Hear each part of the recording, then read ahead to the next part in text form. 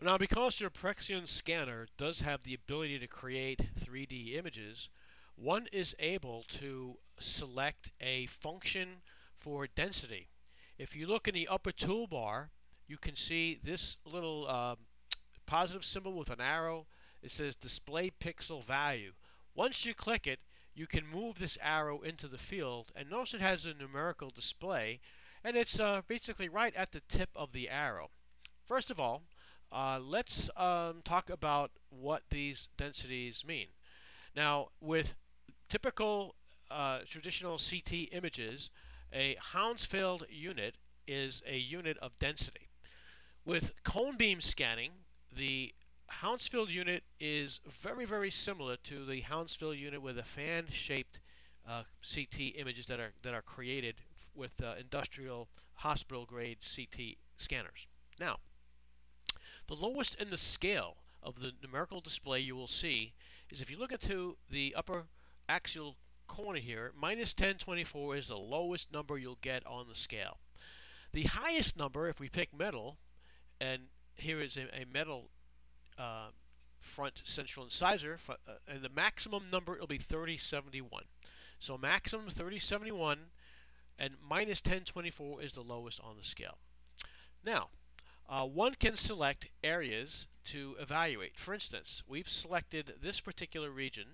I'm going to just hold the Alt key down on it and select this by simply clicking the Alt key with the caliper, so we have it in all three projections. We can kind of launch one at a time.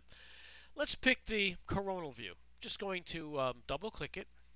Now, notice we have a area of concern that looks like a little less dense, just judging by the lower grays and blackish color. If we pick the contralateral side, notice that if we point our arrow and just do a quick survey, the numbers are staying up pretty high, 800, 900, 1,000, 1,100 at times. Now, if we go to the side where we're experiencing this little dark area, notice now we have our numbers at triple digits, but in the low triple digits, depending upon where our arrow points. And here, as we come down even lower, we have it below the baseline, so minus 260, which is indicative of a very low density structure. This could, in fact, be some decay here. Now, we don't always see decay with CT images, so be very careful of that. If one suspects decay, please, our luminaries, especially Dr. McGowan, recommends that one takes bite wings to make sure that you have the correct diagnosis for decay. However, I think it's fairly evident at this point that we can say that. Now, if we double left click again, we can go to a feature on the bottom right called Color Template. This applies to the CT images, so that when you click Color Template, anything that's very dense will come out as the color red. The color red, as you see here on this scale, let's just magnify this image. Color red is in the upper density scale range.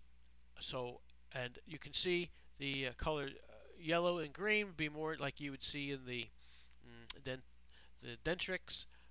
Here you see the cortical bone is basically shades of light orange, yellow, and green, whereas the cancellous bone and the mandibular canal are shades of blue and darker blue. Okay, so that is a nice feature that you can apply the color templates to. Color templates only work on the CT images, not on the 3D image. And you can change color templates down here as well. You have an ability to point the arrow down, select a different type of template. In this case, it's a rainbow with the high densities being pinks. Just whatever one's fancy is. Now, you can click the invert button, and you can invert the colors. You can take the color template off and change it to a black on white rather than a, if we uncheck invert now, we can convert it back to a white on black as we traditionally see. So you have that ability to change the color and the background. Now, we must discuss when the pixel value density will not work and what it will not work with. First of all, it does not work with 3D. So if you apply 3D and pixel value, it will not work. Next, if you apply RaySum and click the RaySum box, the pixel value tool will not be activated, okay? Because basically whenever you when you reslice it, the pixel value tool will not recognize when you have resliced, such as RaySum. So therefore, with RaySum checked, you will not get your numerical display of pixel value. However, just uncheck the box and voila, you have the pixel value displayed once again.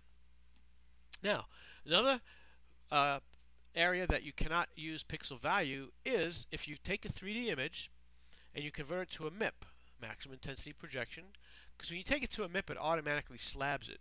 So therefore, you don't have the ability, even if you cut back on the slices, you don't have the ability to apply your pixel value density to the slabbed and MIPed images. However, if one right-clicks the mouse, you can go down to this particular selection, MPR, Multiplanar Reconstruction. You can click it, and then again, you're taking it out of slab, and you have the ability to reslice or actually apply your pixel value density tool once again when you change it back to MPR. The color template box again is rather helpful. So if you have a particular area that you are looking for, and I'm just going to change this back to the default template, and let's say you want to look at a particular structure that you know has got some metallic components here in the central incisors. We have such a area. So we're going to click the caliper, hold the Alt key down, click right on this particular area, and then we can see that we have a post and that we have metallic central incisor. So this is just some of the ways you can use the color template and pixel value tool. Please feel free to use it. It's a helpful tool, and realize that it does apply when you're using your CT images. And when you finish, just uncheck the pixel value density toolbox, and you're back to the regular default setting.